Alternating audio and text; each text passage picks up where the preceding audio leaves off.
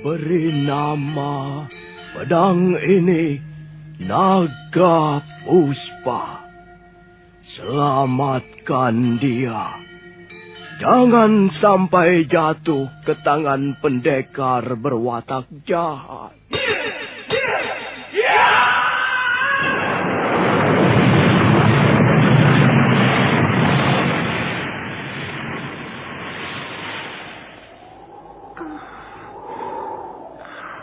Kakang Kamandanu, kau masih juga tidak percaya bahwa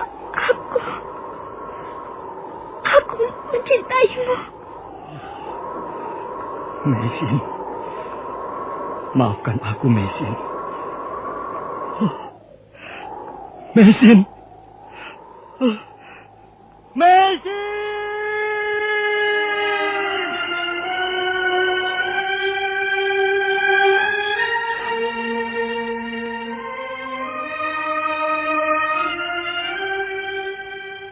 Tutur Tinula.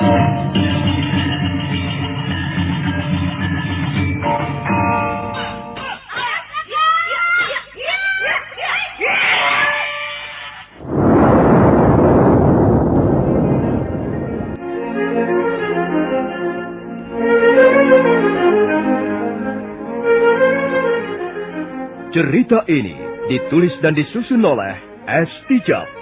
Teknik dan montase dikerjakan oleh M. Pranoto dan Edwin Sutandi. Dengan sutradara C. Ispriyonoka. Kali ini mengetengahkan episode keempat dengan judul Kemelut Cinta di Atas Noda.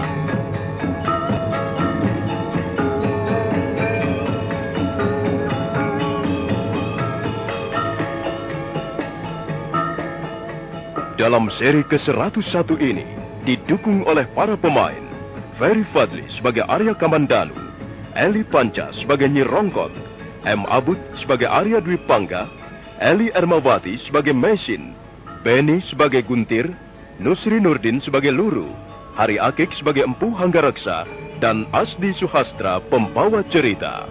Selamat menikmati.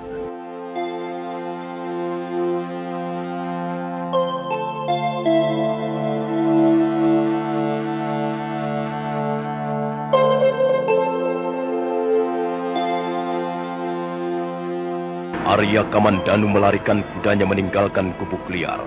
Kuda yang ditumpanginya terus melompat-lompat bagaikan terbang di atas jalan bukit-bukit batu. Mendadak, telinganya menangkap derap kuda. Derap kuda itu tiba-tiba saja muncul dari jalan setapak di bawahnya. Hai! Sakawuni! Tunggu! Tunggu, Sakawuni!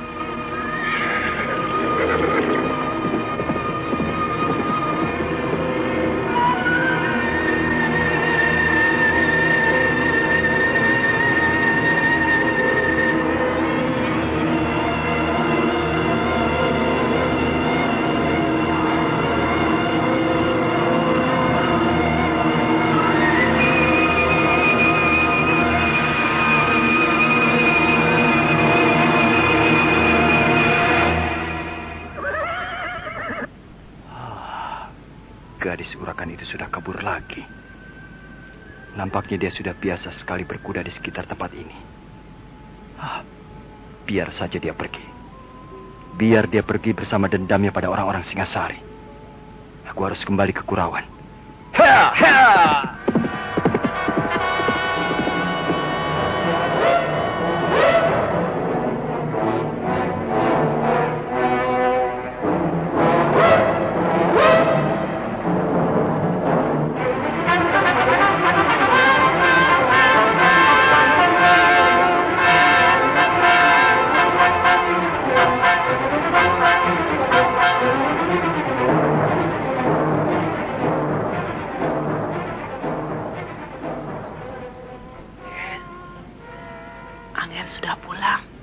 Ya, Birongkot.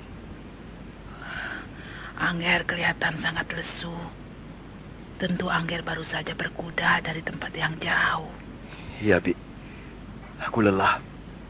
Oh iya. Di mana Ayahanda, Bi? Sudah 3 malam ini, Gusti Hanggareksa duduk di ruangan penyimpanan pusaka setiap malam. Beliau menunggu Angger Kamandanu. Kalau begitu, aku akan menemui beliau. Iya, Angger. Kasihan Ayahanda. Sudah lama menunggu Angger.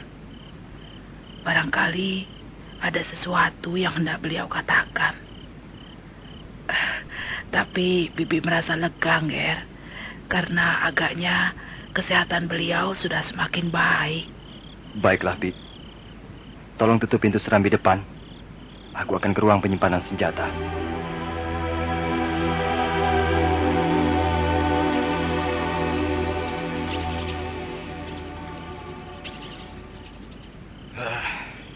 Duduklah, Le, Kamandanu. Ya, Ayahanda. Kemana saja kau selama 3 hari ini, Le?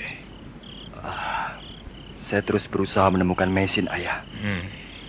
Saya mencarinya sampai ke Jasun Wungkal, Pakawuli, Kota Lama Singasari. Bahkan tadi pagi saya singgah sebentar di Candi Palah Panataran. Saya bertemu dengan Gusti Ranggalawe, Ayah. Hah? Gusti Ranggalawe? Iya. Gusti Ranggalawe mengemban tugas dari Gusti Sanggramawijaya. Beliau bermaksud ke kota Kediri untuk menyampaikan surat pada Prabu Jayakatwang. Iya. Konon kabarnya, selama ini Gusti Sanggramawijaya hidup dalam pengasingan. Iya. Aku juga mendengar berita itu.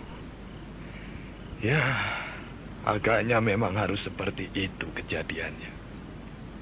Sekalipun orang besar, berpangkat, mempunyai kekuasaan bagaikan Batara Brahma, jika sudah bertekuk lutut di hadapan musuhnya, maka nasibnya tak akan jauh berbeda dengan kita-kita ini, orang kecil. Ya, aku ini sudah cukup tua. Aku tidak tertarik lagi ngomong-ngomong tentang maju mundurnya sebuah negara. Dan aku pikir semua itu pasti sudah ada yang mengurusnya. Buat apa kita ikut campur? Hah? Aku pernah mempunyai pengalaman pahit soal itu. Sejak Prabu Kertanegara jatuh, aku pun seperti ikut jatuh ke selokan paling kotor. Pamorku sebagai seorang empu pembuat senjata pusaka seketika menjadi pudar. Bahkan ada sementara kawan akrab yang diam-diam berusaha menjauhiku. Sepertinya aku ini punya penyakit menular yang berbahaya. Sudahlah, sudah. Aku akan ngomong soal lain denganmu, Kamandanu. Soal apa, Ayah? Soal perkawinan. Cepat atau lambat, akhirnya kau pasti akan mengawini seorang wanita, Le. Iya, Ayah. Nah, ada hal-hal penting yang harus kau perhatikan, anakku. Soal perkawinan memang soal jodoh, soal nasib. Tapi ada juga yang bisa kita bicarakan, kita rencanakan, kita kaji, ataupun kita uji. Ada 8 macam perkawinan yang kita kenal selama ini, yang tercantum dalam kitab Artasastra dan Undang-Undang Kutara Manawa. Pertama, adalah perkawinan paling mulia yang dinamakan perkawinan Brahma. Perkawinan Brahma adalah perkawinan di mana warna atau kasta pihak laki-laki sama dengan pihak perempuan dan dilakukan menurut upacara agama atau kepercayaan. Yang kedua, perkawinan Daiwa, di mana orang tua mengawinkan anaknya dengan pendeta sebagai upah upacara. Ketiga, perkawinan Arsa, di mana tukon atau mas kawin berupa sapi atau kerbau. Dan keempat, perkawinan Gandarwa, di mana pihak laki-laki tidak memberikan tukon dan telah melakukan perbuatan tidak senonoh dengan gadisnya secara sukarela.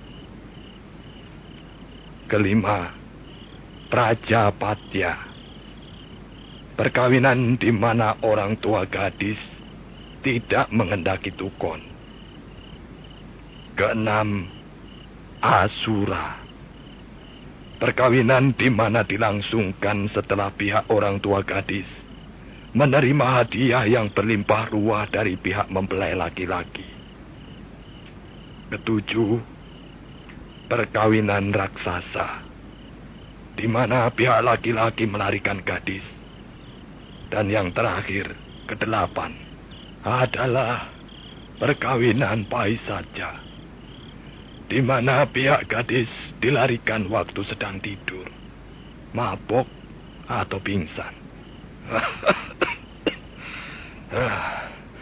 Itulah, 8 macam perkawinan yang kita kenal selama ini, dan berlaku secara turun-temurun, dan diakui oleh masyarakat di negeri kita ini. Bagaimana pendapatmu? Saya pernah mendengar soal itu, Ayah. Walaupun hanya samar-samar dan tidak sejelas sekarang setelah Ayah menjabarkannya satu persatu. Menurut pendapat saya, semua itu hanyalah suatu kebiasaan dalam suatu tatanan masyarakat dan tidak mutlak harus kita ikuti. Kamandanu, masyarakat itu ada. Kita ini hidup di tengah-tengah masyarakat. Jadi sebaiknya kita juga mengindahkan apa-apa yang lazim berlaku dalam masyarakat. Perkawinan kakakmu misalnya. Semua orang mengatakan perkawinan Arya Dwipangga, putra Empu Anggareksa, adalah perkawinan Gandarwa. Kau tahu bukan? Apa sebabnya mereka beranggapan begitu? Karena Narirati, istri kakakmu itu, sudah hamil lebih dulu, Sudahlah, Ayahanda. Hal itu sudah terjadi. Bahkan sekarang Kakang Dwipangga sudah mempunyai seorang anak. Apa gunanya dikenang kembali? Bagi saya yang terpenting adalah, jika dua orang ingin menjadi suami istri, harus berangkat dari ungkapan-ungkapan rasa cinta. Jadi, menurut pendapatmu, cinta mengalahkan segala-galanya? Benar, Ayahanda. Bagi saya cinta mengalahkan segala-galanya. Soal adat istiadat, upacara perkawinan, hukum-hukum perkawinan, kaidah-kaidah perkawinan adalah ciptaan manusia. Sedangkan cinta adalah ciptaan yang maha kuasa. Tidak seorang pun diperbolehkan merusak cinta, karena pasti akan mendapat ganjaran dari yang maha kuasa. Apakah sudah terbukti bahwa cinta adalah ciptaan yang maha kuasa? Cinta sulit kita temukan, Ayah. Tak ada tempat yang menjual belikan barang yang bernama cinta. Dan cinta tak mungkin dibeli dengan ringgit berapapun jumlahnya.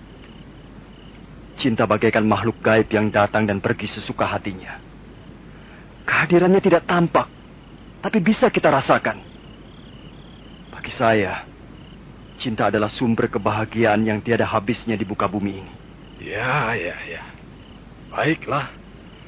Untuk saat ini, aku belum bisa menerima pendapat seperti itu. Barangkali aku ini orang tua yang kolot, tidak berpikiran bebas dan maju. Tapi sebenarnya aku bermaksud baik, Aku ingin kalau sampai kau nanti duduk di atas pelaminan bersama seorang wanita, hendaknya tidak ada pihak-pihak yang terluka ataupun tersinggung. Baik dari pihak kalian sendiri sebagai suami istri, pihak keluarga, ataupun masyarakat luas. Semua orang tahu kita ini tergolong kasta waisya. Hanya satria dan para brahmana saja yang boleh memandang dengan sebelah mata pada keluarga Anggareksa. Saya tahu kemana arah pembicaraan Ayah. Bukankah pada akhirnya kita akan sampai pada persoalan Meisin yang orang asing itu? Ya. Ya. Itulah yang masih menjadi pemikiranku hingga saat sekarang ini. Meisin wanita asing. Dengan begitu dia berada di luar kasta. Dan sebagai wanita asing, dia itu termasuk golongan mereka. Sama seperti kaum pedang di pesisir Tuban, Barmi, Pabayeman, dan desa-desa lain di pesisir pantai Pulau Japa ini. Kamandanu, kalau sampai kau mengawini wanita itu, derajatmu akan turun jauh sekali. Martabatmu akan melorot ke tingkat yang dimiliki istrimu itu nanti.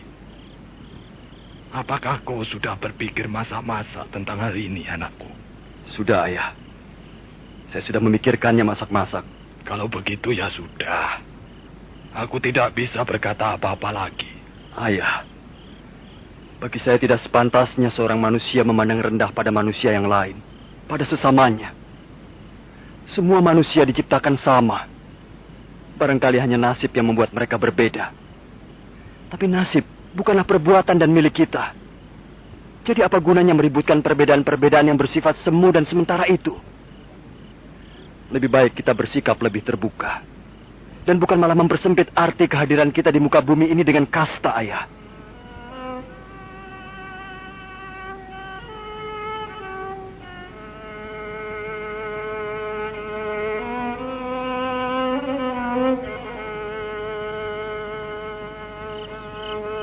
Malam itu, Arya Kamandanu merasa sangat lelah. Hatinya gelisah, dan pikirannya tak mau dibawa diam. Terus berputar-putar, berkelana ke alam khayali. Dia ingat Meisin, dan setiap mengenang wanita itu, hatinya terasa kosong. Meisin, kemana dia pergi? Dan apa yang dialaminya di tengah jalan? Apakah dia masih di sekitar Kurawan? Atau sudah berada di tempat yang sangat jauh dari sini?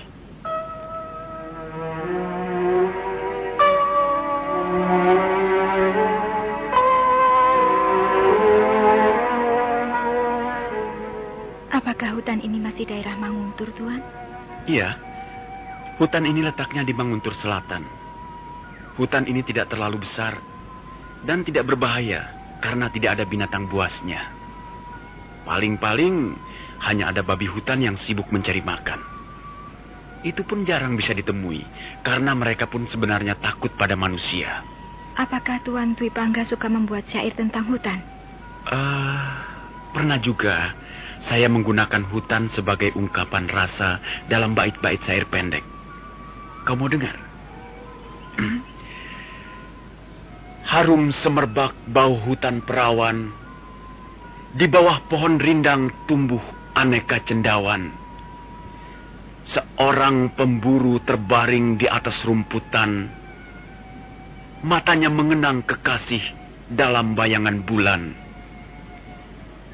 Alangkah wanginya bau hutan perawan, wangi bagaikan nafas seorang bayi, teduh bagaikan mata ibuku, ceria bagaikan gelak tawa remaja, dan lembut laksana jemari kekasihku. Sudahlah wahai pemburu, bangun dan hirup napasmu dalam-dalam, singkap dan campakkan selimut kepedihan. Hutan ini sangat ramah dan mempesona. Jangan biarkan kasihnya terlantar dan sengsara. Oh, indah sekali. Saya benar-benar mengagumi syair-syair Tuan Twi Pangga. Aku hanya menulis apa yang kulihat, kudengar dan kurasakan. Aku mengenal banyak penulis kitab-kitab sastra. Dari Empu Darmaja, Empu Seda, Empu Panulu, Empu Monaguno, sampai Empu Tanakung. Aku membaca banyak kitab hasil tulisan mereka itu, seperti Baratayuda, Gatot Kaca Seraya, Sumana Santaka, Writ Sancaya, dan Lubdaka. Tapi yang paling mengesankan bagiku adalah kitab Semaradahana, tulisan Empu Darmaja. Kitab ini berisi kidungan-kidungan tentang cinta di antara dua insan berlainan jenis. Apakah kitab itu ada kisahnya? Ada. Ah, tentu indah sekali bunyinya. Cepat bacakan Tuan Tipangga. Baik, dengarkan. Sinar mata Dewa Siwa mengirim mereka ke Mayapada. Dewa Kama memeluk istrinya turun ke bumi. Dewi Ratih menitikkan air mata duka. Angin topan dan badai datang menghempaskan mereka. Dewa Kama terlempar jauh dari kekasihnya. Rohnya menitis di tubuh Sri Kameswara. Dan Dewi Ratih bergabung dengan Sri Kirana. Maka di bumi mereka bersatu kembali, dan Kediri bersatu dengan Jenggala. Itulah bait-bait syair yang masih dapat kuingat dalam Kidung Semaradhana. Bagaimana pendapatmu? Indah. Indah sekali bunyinya. Seperti yang sudah saya duga. Sungguh bahagia sekali roh Dewa Kama dan Dewi Ratih. Akhirnya mereka bisa bersatu kembali. Sekalipun semula dipisahkan dengan kejam oleh pancaran mata Dewa Siwa. Hei, mengapa kau menjadi murung? Entahlah. Hati saya menjadi sedih. Jiwa saya menjadi hampa setiap kali mendengar Tuan Tripangga membacakan syair-syair tentang cinta. Itu tandanya bahwa sebenarnya kau dahaga akan cinta, Mesin. Sudahlah, tidak ada yang perlu disedihkan. Bukankah di hari yang cerah ini seharusnya kita tersenyum? Mari kita tersenyum. Mari kita tertawa. Air mata kesedihan bukan milikku. Tangis penderitaanku campakkan di atas debu. Langit berkaca di permukaan telaga, dan mega hitam dihembus angin tersipu-sipu. Wahai, angkat wajahmu dan pandanglah bunga-bunga itu. Lupakan lagu duka yang tertinggal jauh. Nyanyikan lagu-lagu baru di dalam kubu cintamu. Dan buang, campakkan kenangan lama yang kian rapuh.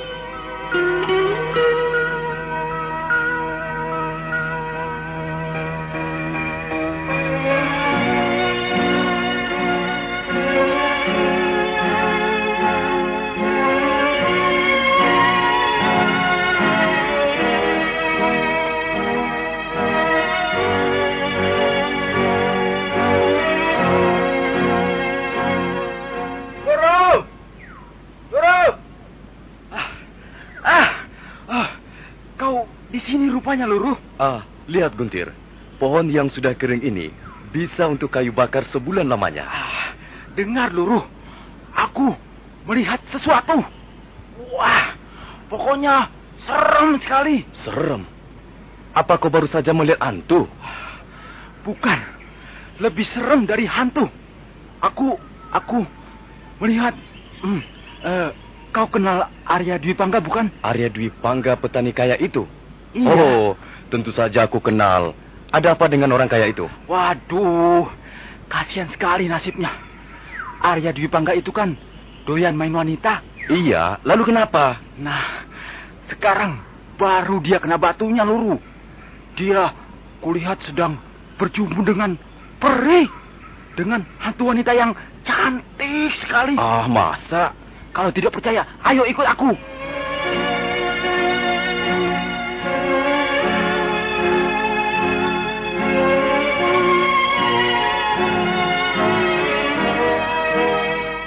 Guntir dan Luruh, dua orang desa Manguntur yang tinggal di tepi hutan itu, bergegas melangkah meninggalkan sebuah pohon besar yang sudah tumbang.